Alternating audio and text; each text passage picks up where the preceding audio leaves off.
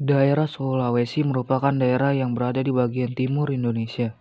Di zaman dahulu, di daerah itu terdapat banyak sekali kerajaan, salah satunya kerajaan bercorak Islam. Munculnya kerajaan bercorak Islam ini dikarenakan adanya kegiatan perdagangan di daerah tersebut. Dikarenakan hal ini juga, mulai banyak kerajaan-kerajaan Islam yang muncul di Sulawesi. Di antaranya Kerajaan Gorontalo, Bone, Wajo, dan Sopeng, serta Kesultanan Buton. Dari sekian banyaknya kerajaan yang ada terdapat satu kerajaan yang cukup terkenal di sana, yaitu Kerajaan Gorontalo. Berikut ini sejarah serta penjelasan mengenai Kerajaan Gorontalo. Kerajaan yang berdiri di sekitar abad ke-16 ini merupakan kerajaan bercorak Islam terbesar di Sulawesi Selatan. Kerajaan ini merupakan kerajaan gabungan antara Kerajaan Goa dan Talo. Latar belakang berdirinya kerajaan ini karena seringnya terjadi peperangan antara Luwu, Bone, Wajo, serta Sopeng. Sebelum menjadi kerajaan, menurut hikayat Wajo dalam serangan terhadap Kerajaan Goa Talo, Karaeng Goa dan seseorang terbunuh pada sekitar tahun 1565. Kemudian ketiga kerajaan ini mengadakan persatuan untuk mempertahankan kemerdekaannya yang terdapat pada perjanjian Telum Poco sekitar tahun 1582.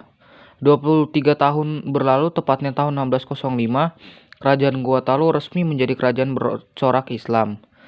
Goa meluaskan pengaruh politiknya agar kerajaan-kerajaan lain juga memeluk Islam dan tunduk kepada Kerajaan Goa Talo. Kerajaan-kerajaan yang tunduk kepada Kerajaan Gorontalo di antara lainnya yaitu Wajo pada tahun 10 Mei 1610 dan Bone pada tanggal 23 November 1611.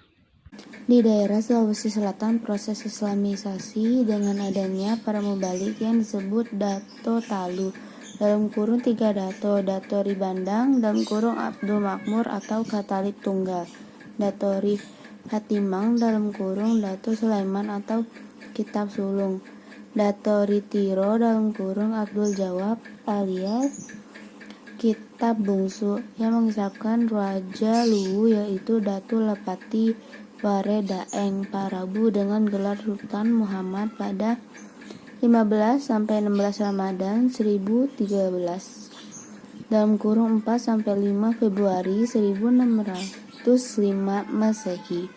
Raja Goa dan Raja Talo Kareng Matowaja dari Talo yang bernama Malingkang Daeng Manyori Kareang Talo mengucapkan syahadat wajib Jumat sore 9 Jumadil pada awal 1014 Hijriah sampai 22 September 1605 Masehi dengan gelar Sultan Abdullah. Goa Mangrai daerah Marabla mengucapkan syahadat pada 19 Rajab tahun 1016 Hijriah sampai 9 November 1607 Masehi. Perkembangan agama Islam di Indonesia Sulawesi Selatan mendapat tempat yang baik, bahkan ajaran Sufisme Khalawatiyah Syaki Yusuf Al-Makassar terbesar di Kerajaan Goa dan kerajaan lainnya pada pertengahan abad ke-17. Banyak tantangan dari kaum bangsawan Goa. Ia meninggalkan Sulawesi Selatan dan pergi ke Banten. Ia diterima oleh Sultan Agung Trisatya, bahkan dijadikan menantu dan diangkat sebagai mufti kesultanan. Pengembangan agama Islam di daerah Sulawesi mendapatkan tempat sebaik-baiknya, bahkan ajaran Khalwatiyah dari Syekh Yusuf Al-Makassari juga tersebar di kerajaan Goa dan kerajaan lainnya. Pada pertengahan abad ke-17, karena banyaknya tantangan dari kaum bangsawan Goa, maka ia meninggalkan Sulawesi Selatan dan pergi ke Banten. Di Banten, ia diterima oleh Sultan Agung Tirtayasa, bahkan dijadikan menantu dan diangkat sebagai mufti di kesultanan.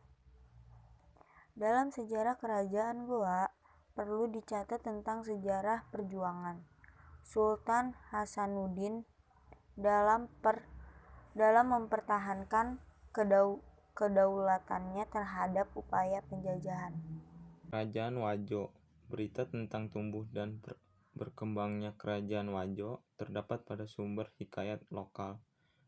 Di hikayat lokal tersebut ada cerita yang menghubungkan tentang pendirian Kampung Wajo yang didirikan oleh 3 orang anak raja dari kampung tetangga Cinotabi, yaitu berasal dari keturunan dewa, yang mendirikan kampung dan menjadi raja-raja dari ketiga bagian bangsa Wajo, yaitu Betempola, Talolereng, dan Tua. Kepala keluarga dari mereka menjadi raja di seluruh Wajo dengan gelar Batara Wajo. Batara Wajo yang ketiga dipaksa turun tahta karena kelakuannya yang buruk dan dibunuh oleh 3 orang renreng. Menarik perhatian kita bahwa sejak itu raja-raja di Wajo tidak lagi turun-temurun, tetapi melalui pemilihan dari seseorang keluarga raja menjadi Arung Matawa, artinya raja yang pertama atau utama. Selama keempat Arung Matawa, Dewan Pangreh Praja diperluas dengan 3 Pabetelompok pendukung Panji, 30 Arung Mambicara, Raja Hakim, dan 3 duta, sehingga jumlah anggota dewan berjumlah 40 orang. Mereka itulah yang memutuskan segala perkara Kerajaan Wajo, memperluas daerah kekuasaan sehingga menjadi kerajaan Bugis yang besar.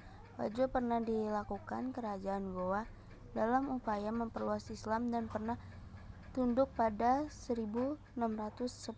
Diceritakan pula dalam hikayat tersebut bahwa bagaimana Dato Ribandang dan Dato Sulaiman memberikan pelajaran agama Islam terhadap raja-raja Wajo dan rakyatnya dalam masalah kalam dan fikih.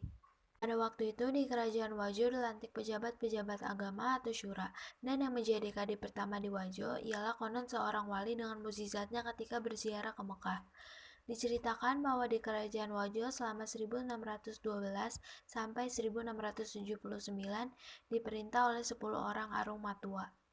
Kerajaan Wajo sering membantu Kerajaan Gowa pada peperangan baru dengan Kerajaan Bone pada 1643, 1660, dan 1667. Kerajaan Wajo sendiri pernah ditaklukkan Kerajaan Bone, tetapi karena didesak maka Kerajaan Bone sendiri takluk kepada Kerajaan Gowatalo. Perang besar-besaran antara Kerajaan Gowatalo di bawah Sultan Hasanuddin melawan VOC, pimpinan Spilman yang mendapat bantuan dari Arupalaka dari Bone, terakhir dengan perjanjian Bongaya pada 1667. Sejak itu, terjadi penyerahan Kerajaan Gowa pada VOC dan disusul pada 1670 Kerajaan Wajo yang diserang tentara Bone dan VOC. Sehingga jatuhlah ibu kota Kerajaan Wajo yaitu Tosora. Arung Matua atau Sengeng gugur.